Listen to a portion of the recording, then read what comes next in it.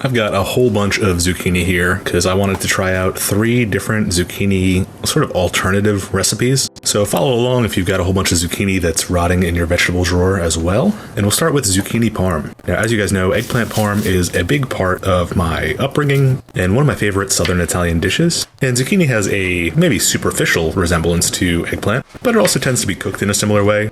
So first I'm going to slice it thinly and horizontally on my mandolin.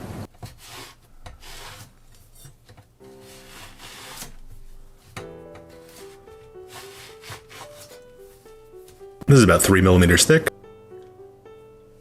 And to remove some of the moisture, as well as to season the zucchini, I'm going to lay out each layer on a paper towel and sprinkle it with salt before covering it up with another paper towel and stacking another layer on top of that.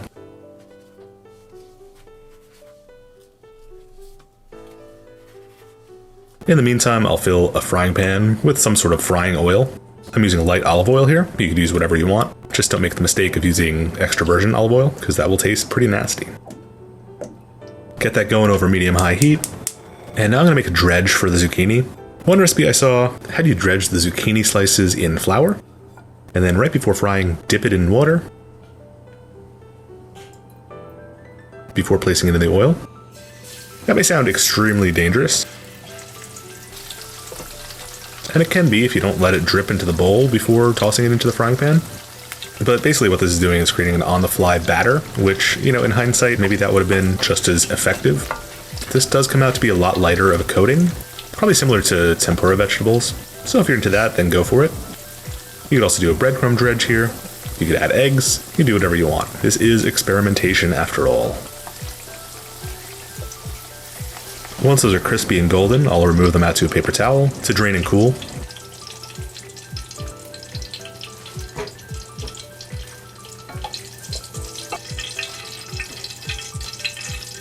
Then I'll set up a baking dish with a little smear of tomato sauce on the bottom. And if you want the recipe for that tomato sauce, you can check out my Monogotti video that came out in February. It's just a very basic, quick tomato sauce. Next, I'm going to grate some parm and sprinkle that down. I'll place down a layer of zucchini.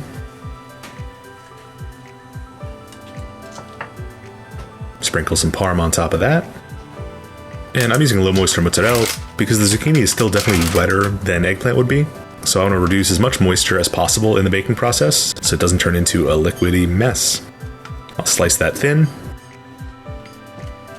and spread it out on top of that layer of zucchini. Add another splash of tomato sauce.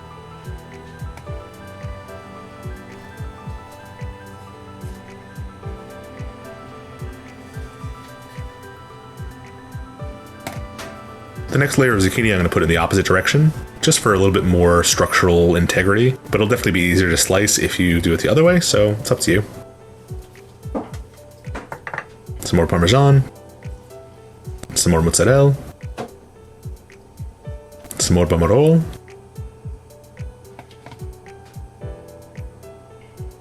and now when you get to the final layer of zucchini, we're going to do a reverse order, so starting out with some pomerola,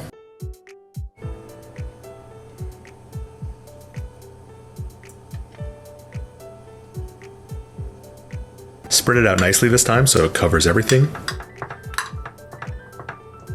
I'll do a sprinkle of Parmesan and some nice big pieces of mozzarella for the top. That way it crisps up nicely when you bake it, which I did for about 25 to 30 minutes at 190C or 375F. And check this out. This looks absolutely beautiful. Cheese is nice and melty. You get a really nice splash of color from the zucchini.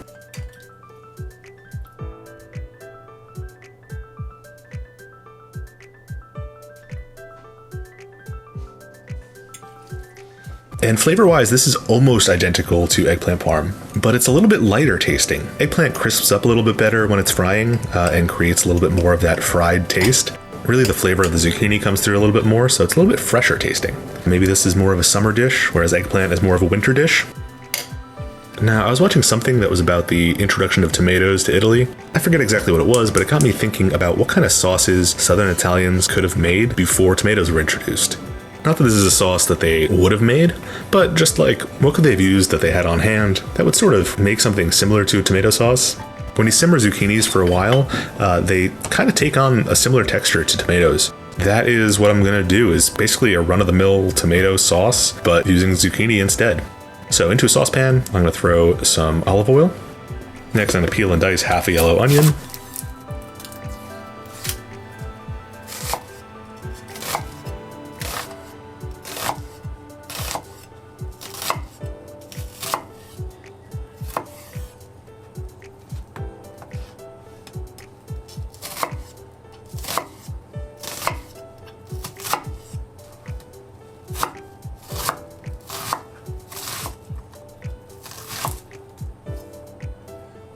Toss that in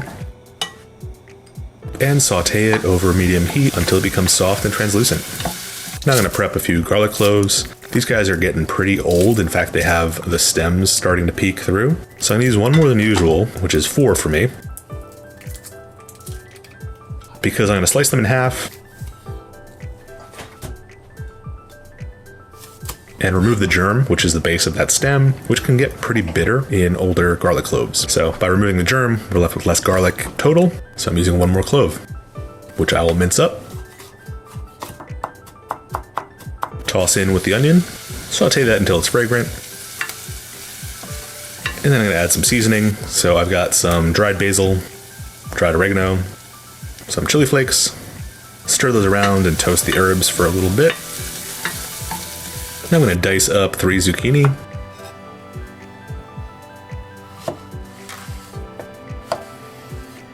You don't have to go too small here. These are about 1 centimeter by 2 centimeters, but the finer you dice it, the finer the sauce will be in the end. So if you like it more chunky, leave it chunky. If you like it finer, then dice it finer.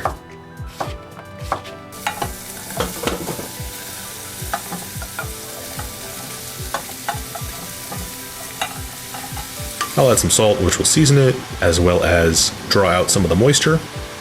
I'll stir it around to get the garlic and onion interspersed throughout.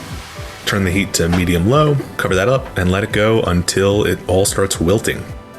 It took me about a half an hour to get to this point, and you can see a lot of liquid has leached out. Everything's become pretty soft, but the zucchini still has some structure to it. So to get things going, I'm going to use a potato masher just to mush it into more of a puree. Still very chunky, but this should speed up the process a little bit.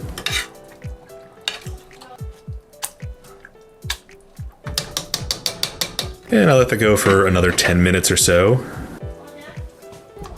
Gave it a taste, and zucchini don't have the same level of sweetness or acidity as tomatoes do. So to balance things out, I added in a teaspoon of sugar and a teaspoon of vinegar.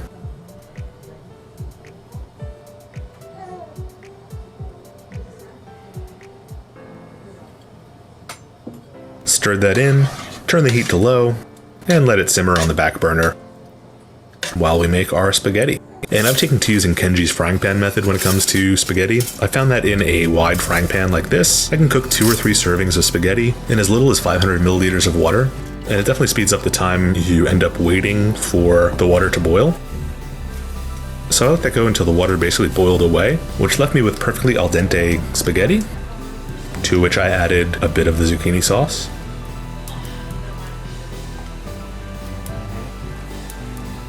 Mixed it around, grated in some parm, a little crack of black pepper,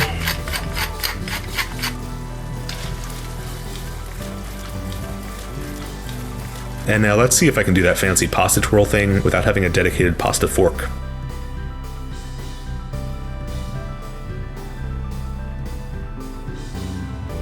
And nope, doesn't quite look as good as you see it on TV, but regardless, it looks fine. It's spaghetti. I'm gonna grate some more parm on top of that. A little bit of crushed pepper.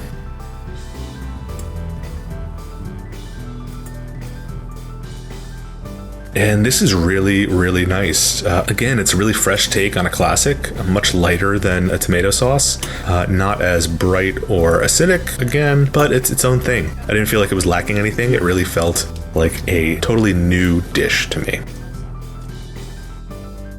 Now finally, I've been watching Tucci's Searching for Italy, and in the first episode in Naples, he goes to a restaurant where they make a special plate of pasta with fried zucchini as the sauce. So into a frying pan, I'm going to throw some frying oil. I'm going to slice my zucchini crosswise into 1 to 2 millimeter discs. And once the oil comes up to temperature, I'll throw a bunch of those in.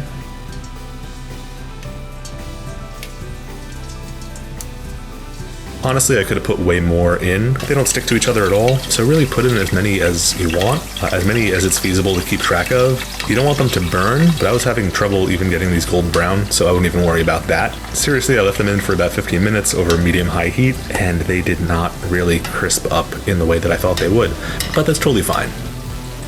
In the end, they looked like this. They're slightly golden, they've shriveled up a bit. They've definitely gotten that Maillard flavor from being fried. So at this point, I'm going to remove them out to a bowl and store them in the fridge until they cool down. I'm not sure why, but this is supposedly an integral step to the process, so I went along with that. Once it's cooled down, I will start some spaghetti in the same manner as before. And into a pot, I'll add my fried zucchini. And can you believe that this is all that's left of an entire zucchino? And can you believe zucchino is the singular of zucchini? Just like panino is the singular of panini. So I will try as hard as I can to use correct singulars here instead of saying a zucchini. But anyway, as you heat that up over medium heat, you will see a lot of oil and liquid come out of the zucchini. Once it's nice and liquidy, I'll season with some salt. And add about 15 to 20 grams of butter.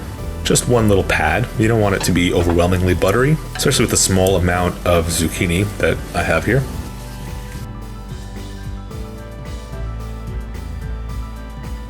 And once the pasta is ready, I'm going to add in those zucchini.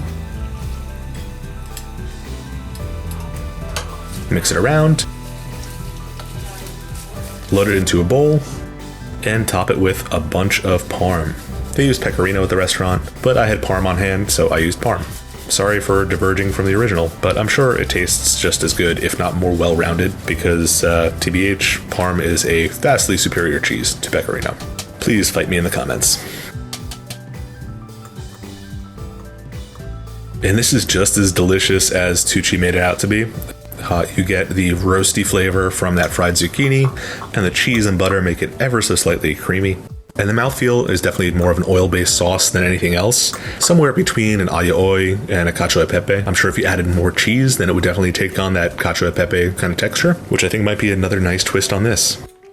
So what do you guys think? Which of these recipes do you guys want to try? Definitely let me know if you do, and let me know how they turned out. I'm eager to hear your opinion on my sort of weird exploration of zucchini.